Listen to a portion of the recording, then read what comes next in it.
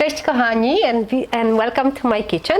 Today we will be celebrating the end of summer goodness, the time that we've been all waiting for. Maybe not for the summer to end, but for all the abundance that we have now at this time of the year. So we will be celebrating plums, actually one of my favorite fruits. Very good, very healthy for you. And we will be using today plums. Some call them Italian, some call them just purple plums. This is the kind that actually is usually dried and made into prunes, the ones that are so good to help with moving matter through our digestive system and through our colon. Yes, so we will be making very simple, very delicious galette, tart, however you want to call it, deliciousness with baked plums. So what we will start with is our crust, and this crust is very versatile. I think I have another slightly different posted already on my YouTube channel. So we will need 200 grams of flour. This is just all-purpose flour, but it's organic, and I highly encourage everyone to use organically grown wheat without the use of any chemicals, any pesticides, especially no Roundup, please. It's way too many studies showing how bad it is for our health. So 200 grams of the best quality all-purpose flour. We also need about a quarter cup of sugar, just because we want sweet dessert. And my plums are not very sweet. I tried them before, so I will add just a little bit more sugar to the dough. And we need about a cup of butter. My butter is cold. I just took it from the fridge. So it's about a cup, which is about 125 grams. And I will cut it into smaller pieces directly to the flour and sugar mixture. If it comes to butter, I also recommend organic, just to avoid the pesticides and the hormones that are being given to conventionally raised animals on the farm. I actually encourage everyone to use as much organic as you can possibly get and afford, and it really on the long run you will see the difference in your health. Okay, so now first of all you could use a food processor and just put everything in a food processor and just pulse it until it becomes kind of like a wet sand consistency. I will be using my regular pastry cutter. You could use the special tool pastry cutter really for that purpose, but you could also use fork. Whatever will make your work easier and whatever will just allow you to have as fun as possible, because if we have fun cooking, if things are quite easy, then there is bigger chance that we will actually make them, right? Okay, so I will just roughly chop. The reason why I'm not using my hands at this point, because later I will, it's because I don't want to melt the butter. It's important for the butter to remain more in a little tiny chunks, and for the butter to be cold. Okay, so the butter is chopped into rough pieces. So what I will do now, I will just grab fork, just like that. You just press and kind of pull just to make it into smaller pieces.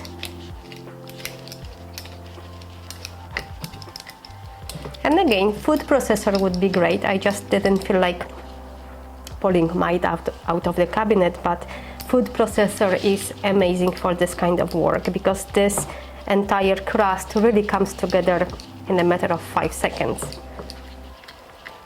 If you have children, especially the little ones, they really love to be part of this kind of process. It's messy and it's fun. Okay, so now I will add 1 egg yolk. And you really don't have to add egg yolk. You can make perfectly good crust without it. I like it because I found that it makes it a little crispier.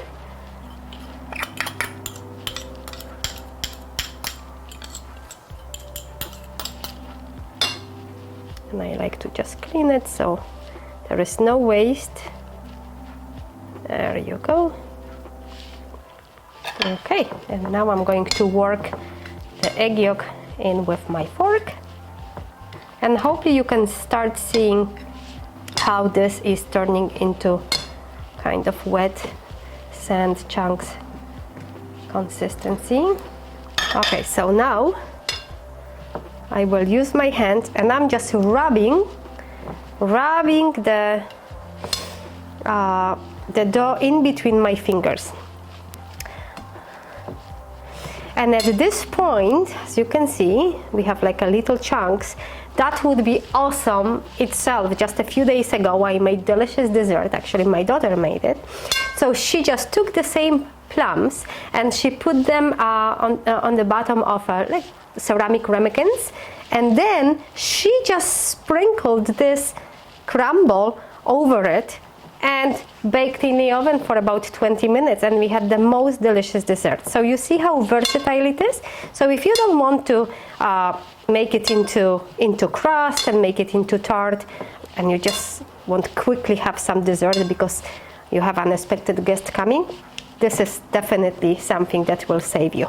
At this point it should start sticking together. So just because we had a couple days of rain and my flour got a little humidity inside the jar, I didn't have to add any water.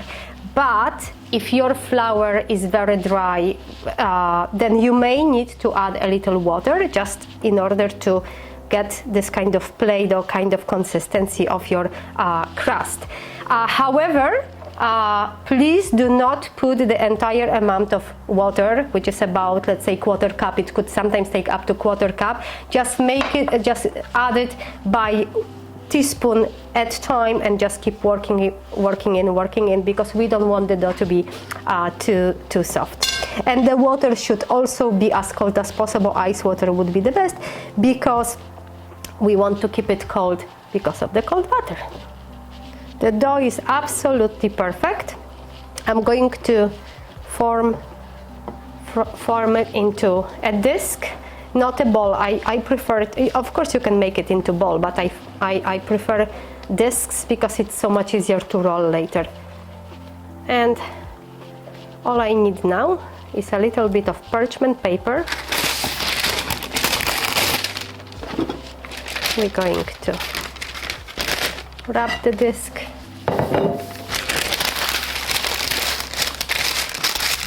Okay, so now we will quickly prepare the plums. And of course, if you can't buy this kind of plum, don't worry. Really, any plum will do. I would just avoid the very soft ones because they will kind of turn into jam. But if you like this kind of consistency, then go for it. And if it comes to plums, I have here 3, 6, around 12, 13. Let me just quickly see. Since I have the scale here from my flour, 600 grams. I'm not sure if I will use all of them, probably not. So I would say 400, around 400 up to half a kilo of plums should be good. So I cut it in half and take the pit. And I will just cut it into, I would say, each half into 4 pieces. I'm going to check how sweet they are. Not that sweet, but great consistency. They have a little bite, which means that when we bake them, they will not fall apart. But that also means for me that I will add just a little bit of sugar, even though we already added sugar to the dough, to the crust. We will add a little sugar to our plum too. So just rough. This one is going to be cut into probably 6 pieces. They really don't have to be perfect, as long as they are somewhat similar, so they will cook at the same time. But if one of them will end up softer, the other harder, that's even better. It's going to be more interesting texture. What I love about home cooking, really, you just go with the flow. There is no perfect. It does not have to look perfect. Sometimes because it's imperfect, it's just the best. So don't be harsh on yourself. It doesn't matter. Almost there. I'm just thinking this tart will be probably size of the bottom of my bowl. So I'm just kind of eyeballing how many. What is your favorite sweet or savory dish with plums? If you have anything you would like to share in comments, that would be wonderful. So the rest of our community can check it out and experience new things. I always wonder because every culture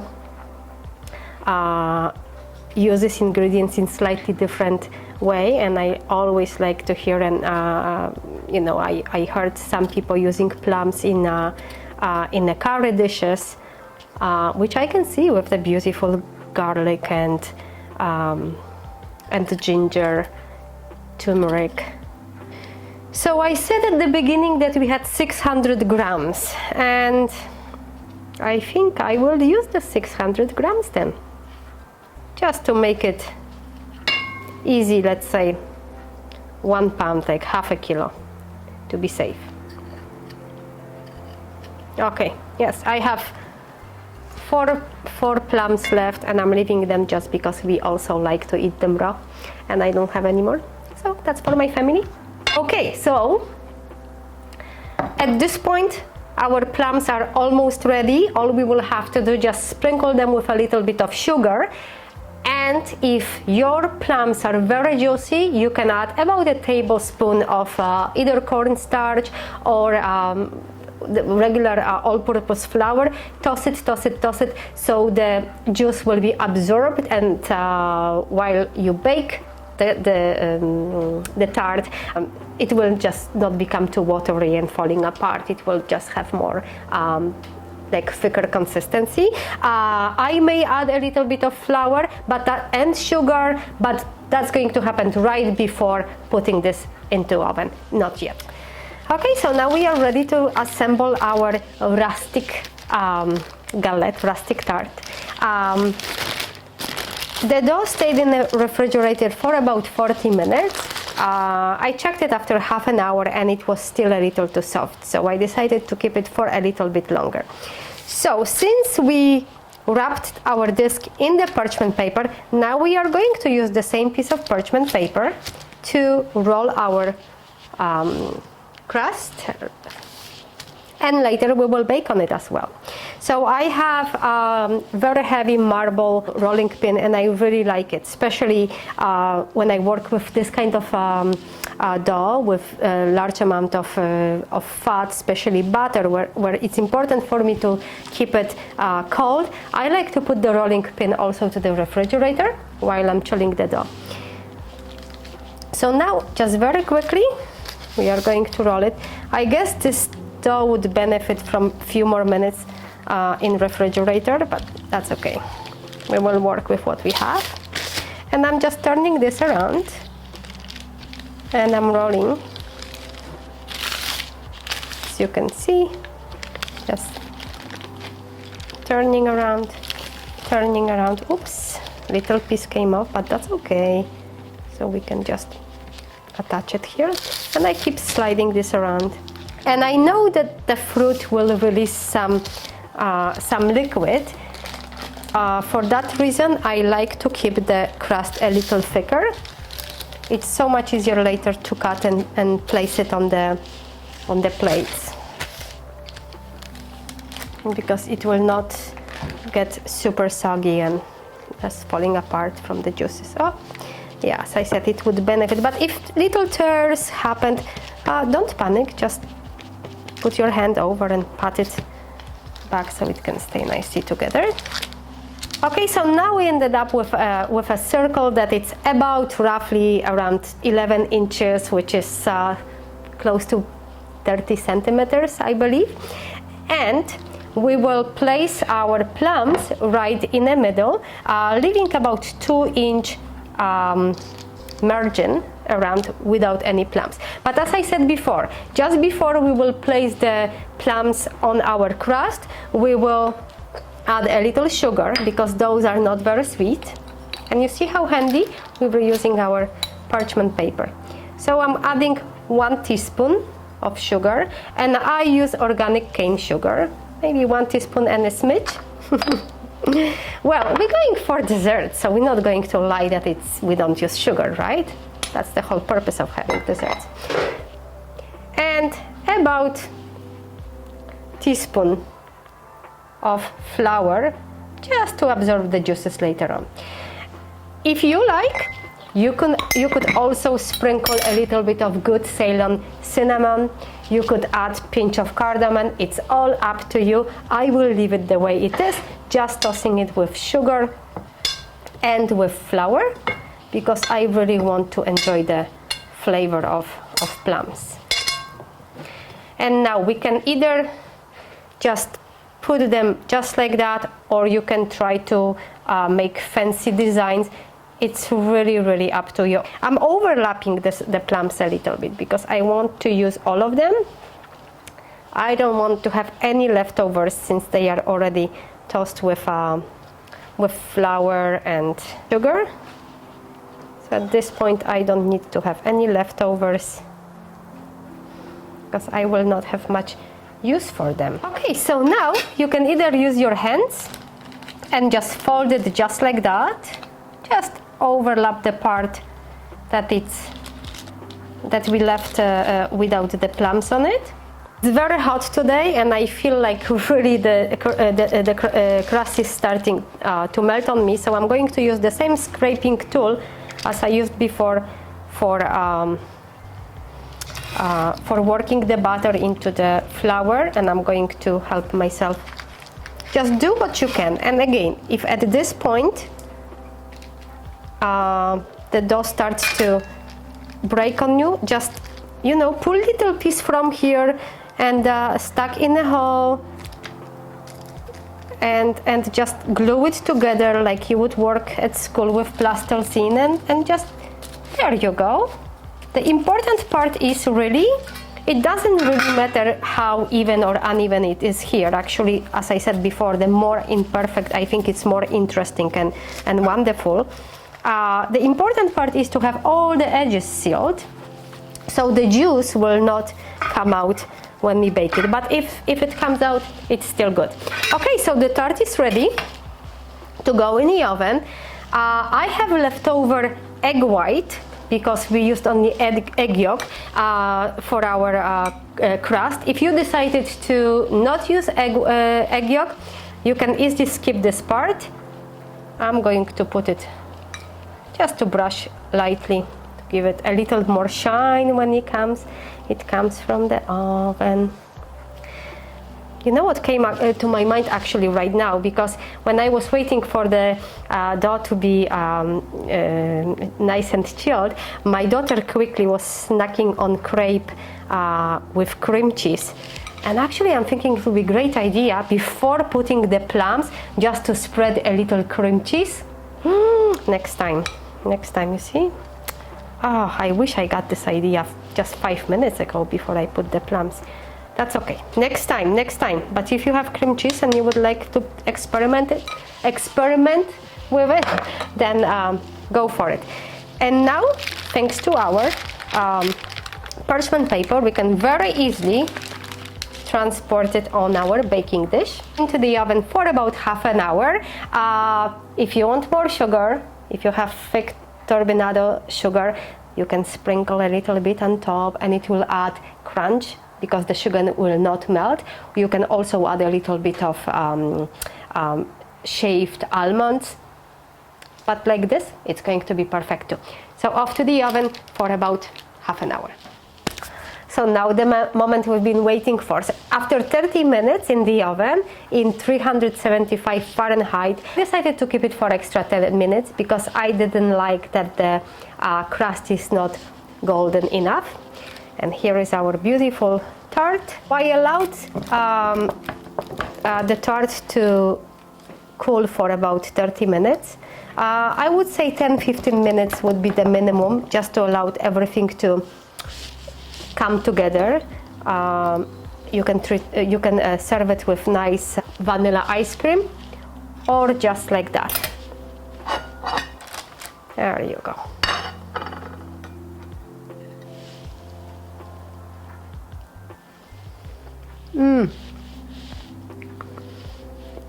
Sweet and a little tart with the crunchy dough. To me, that speaks summer. Thank you for coming to my kitchen today and joining me. If you would like to maybe try another tart, this time savory, I will post a link somewhere here. And I hope to see you next time.